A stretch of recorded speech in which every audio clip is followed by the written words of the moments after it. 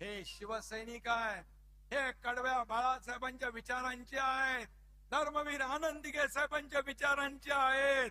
त्यामुळे आता किती केविलवाना सकाळी खासदारांना शिव्या द्यायच्या आणि संध्याकाळी त्यांच्याबद्दल चांगलं म्हणायचं. हे काय काय चालू आहे? तुम लढो हम कपडा संभालते, अशी शिवसेना चालत नाही. सेनापतीने घरी बसून चालत नाही, फ्रंट वर येऊन लढावं लागतं. मी नेहमी सांगतो कार्यकर्त्यांना, हा तुमचा एकनाथ शिंदे तुम लढो हम कपडा संभालने वाला नाही, तुमच्या समोर येऊन छातीचा कोट करून लढणार आहे. हा लढवय्या आहे.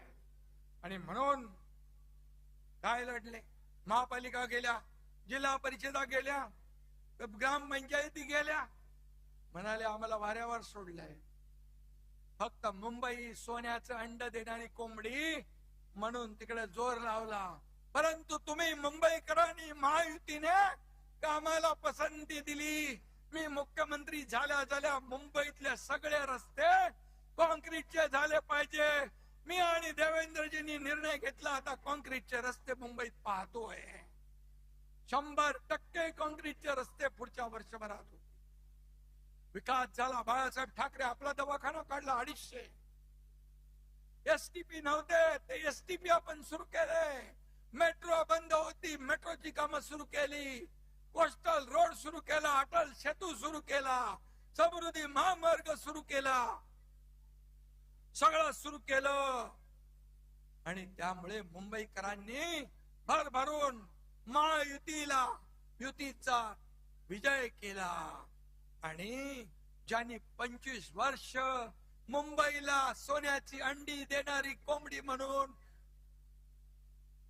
वापरलं, त्यांना घरी बसवलं. यांचं दिल्लीतही तेच, गल्लीतही तेच. इंडिया अलायन्स ची नय्या आता बुडाली आहे. इंडिया आघाडीची घटक पक्षांनी काँग्रेसमध्ये विलिनीकरण करतायत. अरे सगळे किती लोक आहेत, किती शून्य एकत्र केली, त्यांची बेरीज केली, गुणाकार केला तरी सुद्धा बेरीज काय येते? शून्य, भोपळा. अशी तुमची अवस्था आहे. IPL मध्ये टीम हारली की कॅप्टन बदलतात, पण सतत निवडणुका हारल्यावर देखील राहुल गांधीच कॅप्टन. एवढ्या निवडणुका हारल्यावर पक्षाचे अध्यक्ष तेच. देशात हे फक्त काँग्रेसमध्येच होऊ शकतं. पण कसं आहे, राहुल गांधींचं भस्मासुरासारखं झालंय. ते ज्याच्या डोक्यावर हात ठेवतात त्याचा भस्म होऊन जातो, राख होऊन जाते. आपल्याकडे उबाटाला साफ केलं, तामिळनाडू DMKचा बँड वाजवला, पश्चिम बंगालमध्ये ममता दिदींचं पाणीपत केलं, बिहार मध्ये RJD ला संपवलं, चारा खायला पाठवलं.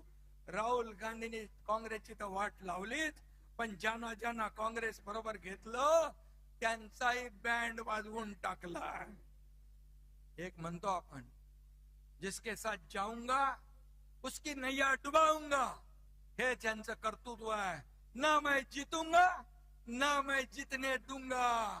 पण मोदीजींचा आहे, ना मैं खाऊंगा ना मैं खाने दूंगा, देश को नई ऊंचाई पर ले जाऊंगा.